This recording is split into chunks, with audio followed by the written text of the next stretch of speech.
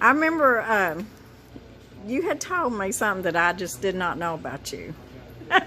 And it really excited me too when you told me. But you told me you used to have a food truck. Yes, I did. After I quit nursing, I love to cook, so I had this wild idea that I wanted to have a trailer. So we set up, a friend of mine, we set up a trailer and we did barbecue. Not that I was no barbecue guru, but I learned as I went. And we had a deep fryer in it. We had a flat top grill. We had freezer and it was a nice trailer and everything. Well, one of the things that we cooked besides the barbecue ribs and the butts and the chicken stuff was pork tenderloin sandwiches. And my sister-in-law Glenda was the one who showed me how to make these, and she makes the best in my opinion. But they're more of a northern thing. People like them. You know more about them more up north. I don't know why, but it's a pretty simple recipe, and you just. Well, I'm excited because I've never had one. Well, we're gonna have one tonight. I know. So hopefully it'll turn out. It will. So we're gonna get started. What I got here is this is actually a pork loin that I had cut up, and what they do is they butterfly them. They come about probably an inch thick, inch and a half thick. They butterfly them, and then they put them through a tenderizer. I used to have a tenderizer that used to do this, and then that's what makes them like this. But this is actually just a pork loin. That's a pretty piece of meat. Not pork tenderloin, but a pork loin, pork even though they call loin. them pork loin. And then what we're going to do is we're going to put them in the egg wash. This is buttermilk and egg. So did you put 2 eggs? Yeah, I had 2 eggs in there and probably a couple cups of buttermilk. Okay. And you got your grease getting hot over there because you're going to deep fry it. We're going to deep fry these. And then what we've got in here is we've got flour, and I use saltine crackers. You can use panko breadcrumbs. There's some garlic powder in there. Some paprika, salt and pepper. That's pretty much all it is. And then you just take this, and what you're going to do is you're going to mash it. It's already tenderized, but this makes them get even bigger.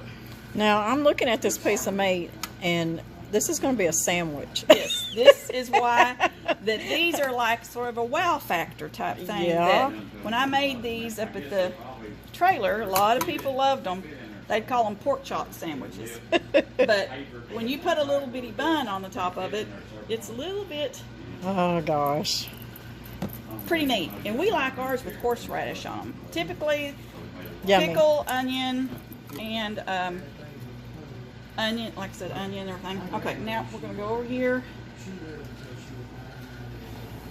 Don't burn yourself. That's right. That's hot. Do you know how pretty that is? Is it just because I'm Southern or what? Well, I think that probably has something to do with it. Everything deep fried. And as I said, I'm a messy cook, so but flour's just going to go everywhere. So, about how many minutes per side?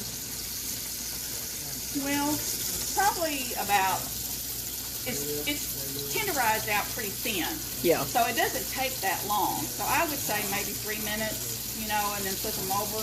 Again, when I made these, I made them in a deep fryer. Right. A deep fryer that had a basket and it was submerged, you know. So it's sort of hard for me to gauge to tell you for sure how long, but as we can see, it's already browned up pretty good.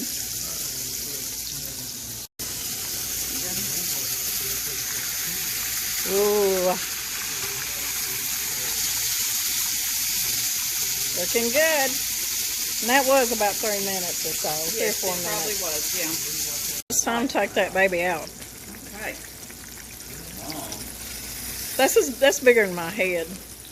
Well, sometimes they're called hubcaps, pork tenderloin. I can see why. That's why they call them. Sometimes they will. They'll call them a hubcap pork tenderloin. Okay. All right. One down. 1 down, 10 to go.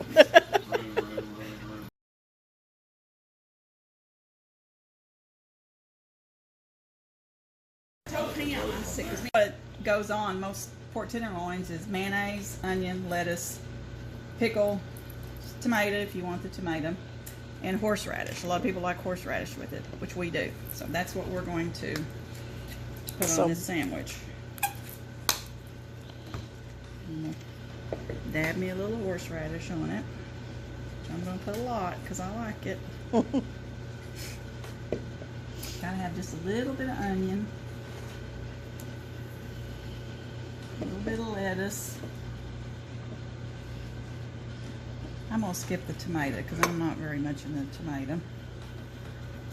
And then you put your pork tenderloin on your little bun. And that's just a little pork tenderloin there. Yes. And there is your pork tenderloin sandwich. And that's a beautiful sandwich. Now, do we get to watch you eat it? No. Okay, I won't make you do that.